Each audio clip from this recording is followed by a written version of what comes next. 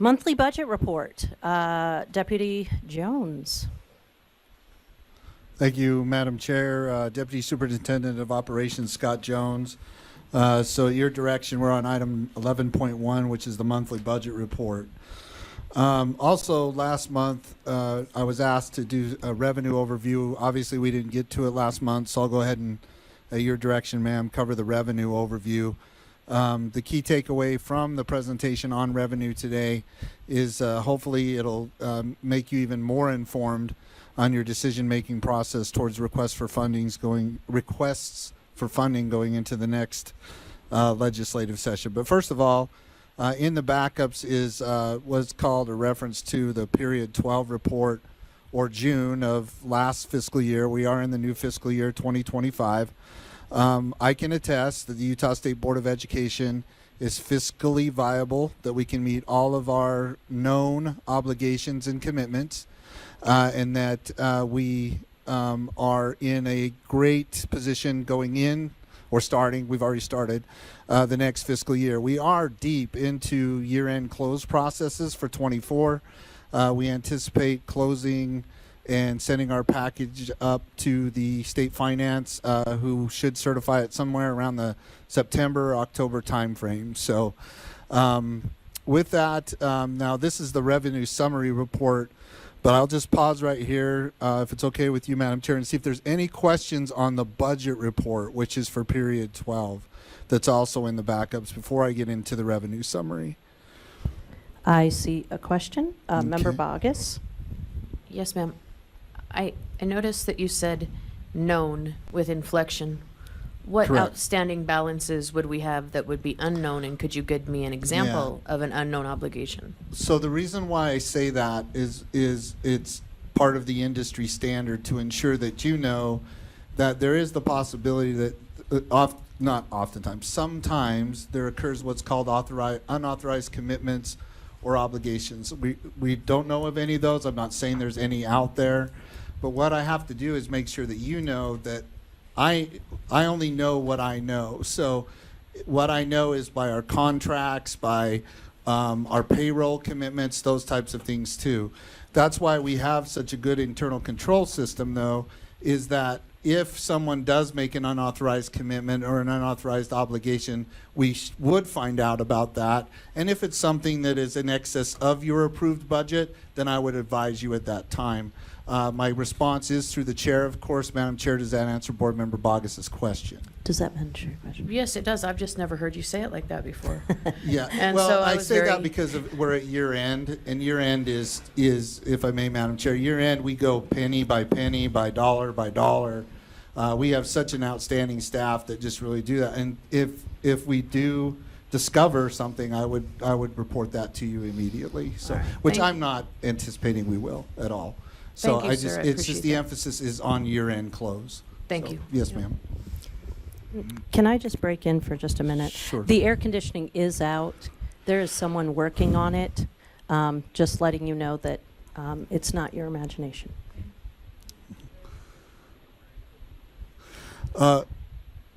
So with that, ma'am, if I could go into the revenue summaries. Now, also, too, since we didn't get to the revenue summary last month, I've included both last month, which, last meeting, which was in June, not last month, because we didn't meet in July, which references the May revenue summary, and now I'm including the June revenue summary as well. I call yours and the board members' attention to the background aspect of the memo. There's the narrative in there regarding revenue. So if we could pull up the revenue summary for May, I think it was up there originally, so that as I narrate that, you can refer to it. And again, this narrative is in your background, the background of the memo. Are you whispering to me, Kelsey, or? Okay. Okay, yeah. I mean, I was feeling some Jedi there, but, what's going on? Okay, so is that the June one? I'm sorry, I can't see that far. Or, I'm sorry, the May one. Yes, see, yeah, good. Okay. All right, so as you can see in the background of your memo, I already referred to the USBE board report for period 12, and then we start the narrative. So it was on Friday, May 17th, that the tax commission, along with the legislative fiscal analyst and governor's office of planning and budget, released the latest revenue monitoring reports detailing collections through May 9th through 10 months of the fiscal year. Revenues to all state funds have kept pace with the astronomical collections observed during tax season of FY 2022. While stalled revenue growth can make budgeting a challenge, economists have prepared the policymakers with accurate revenue forecasts, correctly projecting the 0.1% revenue growth to all sources seen through May. The trade-off of living in a world without pandemic stimulus is that revenue growth is limited, but also far more predictable. Then the next paragraph goes into the general fund specifically. It posted a 3.7% growth rate year over year. That's what YOY stands for. Thanks once again to our friend investment income. While a revenue surplus is off the table for this year, previous general fund surpluses are providing insulation for current economic conditions through the investment of rainy day funds. Sales tax is up 1.5% over fiscal year 2023, while oil and gas severance tax is down, 37.4% year over year. Now, the next paragraph is one of the key takeaways as it relates specifically to the May summary. In the world of income taxes, which we know income taxes funds public education, withholding remains positive, underscoring the strength of Utah's labor market.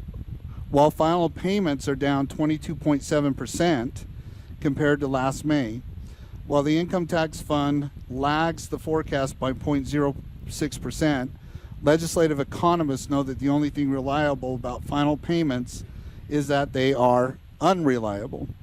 As such, during the 2024 general session, and I think this is important too to emphasize, policymakers treated $150 million as high-risk revenue, which was appropriated contingently and can be rescinded in the case of a shortfall. For more information, check out the 2025 budget slideshow and economic update to EAC from earlier this week. So again, this was going to be given to you in your June meeting, but we missed it, right? So my plan is to go ahead now, and if it's okay with leadership, to send you that EAC report in support of my report to you on revenue, so that you can see it, firsthand and reference it. So that concludes the May revenue summary. So since the June meeting, we obviously had the special session. I've received a couple of questions about, well, hey, did anything happen in the special session as it specifically relates to revenue or it specifically relates to public education funding? The answer is no. There were two bills that there was impacts to revenue, but the first one was HB 3002. I won't go through every word in that, but you can see that was an effect on the general fund. And then there was HB 3004 that had a positive ongoing impact as well to the general fund. These positive fiscal impacts, however small, were welcomed by the relatively stagnant revenue growth observed in the latest revenue reports. So remember, we're in June now, right? We're in the June revenue summaries. Last week, the Tax Commission published collections through June 7th. The revenue summary report shows individual income tax down $250.3 million or 4.1% less year over year. So if we can pull the June one up, that's fine right there. You can see that. Now, if you'll scroll down a little bit, I call your attention and the public's attention to the income tax fund block that's highlighted there. I mean, the whole report's important, but this should give you some more perspective and then some additional information on where we're at with revenue. On the other hand, state sales and use tax is up over 2.2% year over year. Still, as shown in the June revenue snapshot, which you're looking at right now, total collections from all sources to the income tax and general fund are within a percentage point of the consensus forecast. As discussed last month, the legislature built into the current budget a $150 million buffer. So last month was May. I told you about the buffer. I would have told you about that in June had I got to the report, which is about 3 times larger than the current deviation between collections and forecasted revenue. Economists suggest that the final quarterly payment for corporate income tax somewhat funds public education, currently up 4.4% over FY 2023, could prove to be a source of volatility as the fiscal year comes to a close. On the bright side, vehicle registration fees are continuing their upward trend, contributing an additional $31.2 million to the transportation fund when compared to last year at this time. And finally, and I wanted to emphasize this is why it's at the last part of it. It's worth remembering that this month's report reflects sales and wages that took place in April and were collected in May. As always, July's report will preview the FY 2024 year end, while the final report will be published in October after we close out. And so that's why it's so important that we do the closeout. And that October report is typically what they use, they being EAC, for their December meeting, right? When they have the revenue, they do it. So with all said and done with the reports, and I encourage you and the public to go ahead and review these reports and the summaries in here, we are revenue deja vu. And what do I mean by that?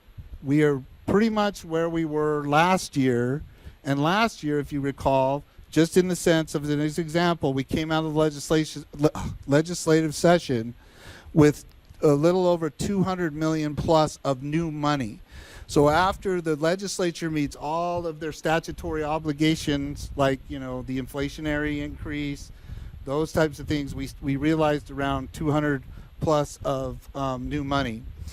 Also, it's important to note that last year, and I can show you this as well at any time, the income tax funds were used mostly for the other entities that can use the income tax fund legally, which is higher ed and the disabled community, that was all part of the 2020 Amendment G.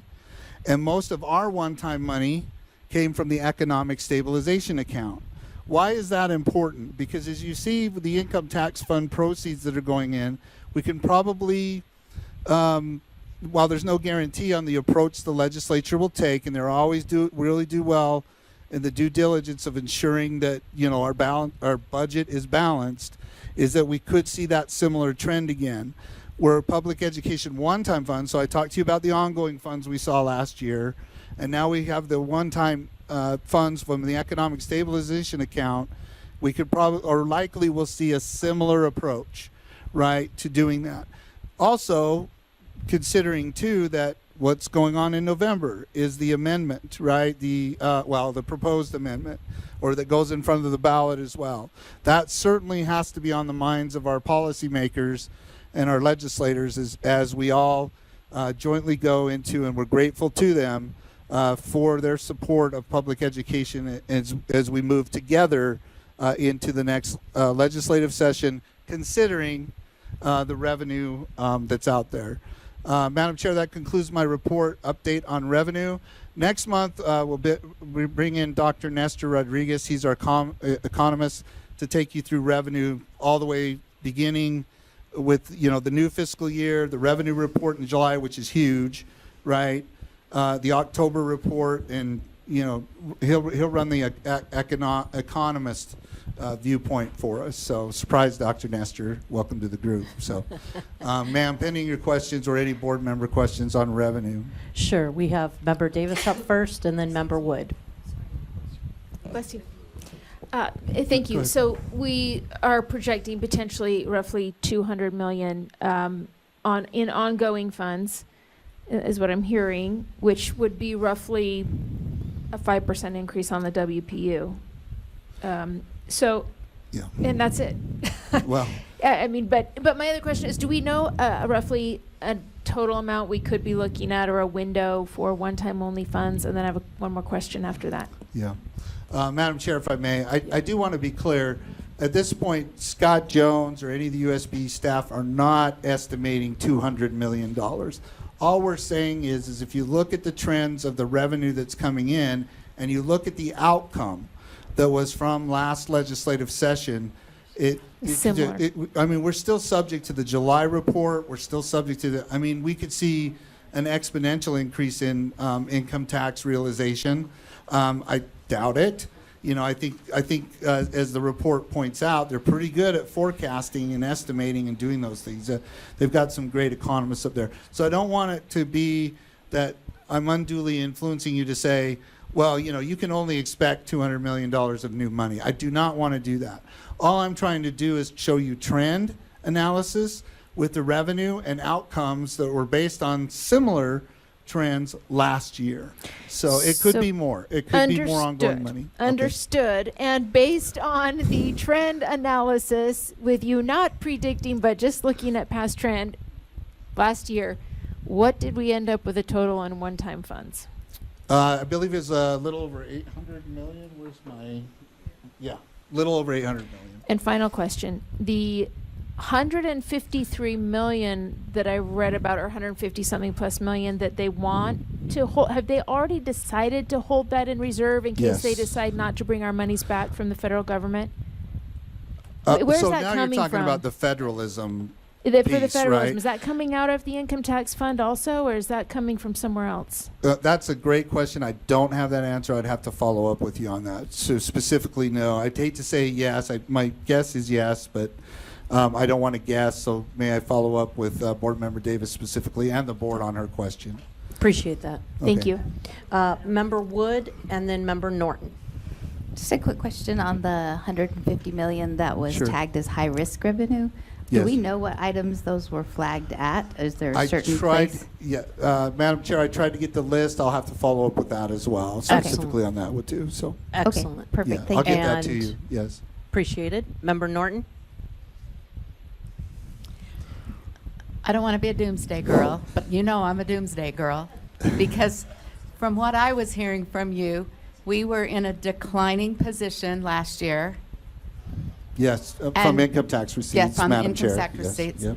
And we are continuing in a declining position this year, which means we are maybe less than we were last year. So we may get less. We don't know, but we don't want to assume that we are going to get $200 and $800 million. And my words to all of us are we need to look at needs, not wants. Because I know our legislature really, really works extremely hard to fund public education, higher education, and disabled before they do much of anything else. Right. Much of anything else. But, so they're going to try, I know, to take the best care, but we are in a period of declining revenue. And, we'll just have to watch what those Yep. numbers look like as we go forward. Maybe they're going to be a bright new future, but Right. in the meantime. Madam Chair, if I may. Yeah. So income tax receipts, and you see the percentages. Again, I really encourage everybody to look at the charts. I know they're busy charts, but they're very informative. And if you have questions about how to read them, staff are available to help you at any time. The key, though, too, some of the key takeaways are there is look at the general fund. I mean, the general fund has seen increases, right? So as the legislature balances the budget and do it, I mean, a lot is going to depend on what happens or not in November, right? Whether or not the income tax fund becomes open to, multiple entities, those types of things. But then conceivably with an uptick in the general fund, perhaps you wouldn't have to use the income tax fund to the level that's due. I mean, all those things we'll have to just wait and see how that plays out. Again, our legislative colleagues, our my colleagues with staff to staff, they're just really awesome at keeping us advised and up to date to the fullest extent possible. So, Thank you for your reporting on that. okay. Seeing no questions, next. May I proceed to, well, Please. if I may, Madam Chair, just remind everyone that an integral part of the monthly budget report is the CARES Act update. We're not going to do a drill down on that. We only do that once a quarter. But there is a presentation in your backups that can provide updated numbers on CARES Act funding. I mean, we are getting close to the close of it, obviously, with September right around the corner. So I'd encourage you to review that as well, you and the public to review that as well and let us know if you have any questions or concerns. Finally, if I may, at your direction, Madam Chair, go to the discretionary funds report. If you'll pull that up, please. I just want to point out one or two things. First of all, is it not? Yeah, discretionary funds report. Yeah, right. Yeah, the next one. Yeah, yes, sir. Yep. So if you scroll down, make it bigger maybe. If you go towards the bottom, you can see that we captured the board's action last board meeting in June, for the $100,000 that was identified to be used. $50,000 for a legal services review of Title IX, and then the other $50,000. I mean, we say $100,000 there, but it's $50,000 for an external audit of direct and indirect costs. We're proceeding with those. Staff have worked to get those RFPs out. We've identified the law firm. My understanding is the due date from them is right around this time frame, so we should have a report from them shortly. But we'll update you if that's changed. The audit process will take a little bit longer because of the sheer magnitude of data they're going to need for the federal programs, but this is where we stand as far as all of the board directed uses of discretionary funds. It is next month that we respectfully have requested in the past that it become an action item for you as the board to decide if you want to continue on particular projects. We will advise you if particular projects have ended, and if there's any leftover balances, maybe our estimate was a little too high, those types of things. So if you'll just take some additional time to really familiarize yourself with where we are with the projects, that would be great in preparation for next month's action item on the discretionary report, of course, subject to board leadership. If you go up to the upper right-hand corner, these are remaining balances. If by chance there's a motion to use FML dollars in a certain amount, don't worry about that. We'll have enough money for FML to cover that, even though it shows a little bit less than maybe the motion would be. I just wanted to make sure to point that out. Again, I really encourage board members. We get accolades, a lot of good feedback that the board is not spending money just to spend money. You're doing a really great job of trying to make sure that you're maximizing the use of these funds. Tomorrow in Finance Committee, we'll be talking about the potential, subject to recommendation from the Finance Committee, for even additional uses of carry forward balances. And finally, related to the year-end close process, I do want to remind the board and remind the public that the board has prioritized $3.26 million of funds from our carry forward balances, subject to certification by state finance, that are available for district administration purposes. So right off the top, when we get to the point where we're certified, we'll be looking for $3.26 million to meet that requirement that the board has directed. And I'll talk a little bit more about that in Finance Committee tomorrow. Madam Chair, subject to any questions or concerns, that concludes the monthly budget report for this board meeting. You're not getting off that easy. Okay. Vice Chair Earl. Yeah, I just want to make sure we're kind of clear. Yes. Next month, the discretionary funds would be an action item. That Correct. doesn't require 3 board members to send in a motion to use discretionary funds. It does. So, Madam Chair, if I may, it's been a business practice in the past to bring this report to the board to say, okay, here's where we're closed, here's what projects are done, here's those type of things too. Yes, it would still take 3 board members, though, to take an action on a particular item or to ask for more money or to do that. And that would come out of committee. I'm just trying to seek clarification to ask for the item to be placed for discretionary funds or to actually, right? I'm just trying to make Yeah. sure we're clear on that, just because of the action items already listed Sure. there. Yeah, sure. So, Madam Chair, if I may, it's been our practice in the past to that 1 month in September is for actions to be allowed to take place by you, by leadership, in the full board meeting. You know, And are you, yeah, okay. yeah. I think I'm with you on what you're asking. So you can, Maybe. yes. Yeah, we don't Think take. about it. We Did that don't get take the confusing, or was that clear for everyone else? Right. So we don't take the whole report back to the Finance Committee. We don't do that. We bring it to you as the full board to make sure that you as the full board see where Yes. everything landed in September, because we're right at that. It's a timing type issue. So Right, so I guess what what you're saying is that you're showing us where each of those funds was Correct. spent, what's left with each of those funds. Correct. My question would be, if there's discretionary funds and there's a request Oh. for something, what does that entail? Well, for the September meeting, it entails that 3 board members would make Okay. that motion, but it would be made in the big the main board body. meeting. Yes, Okay. ma'am. Yes, ma'am. All right, thank you. I see no other questions, Okay. so you actually did get off easy. Thank you.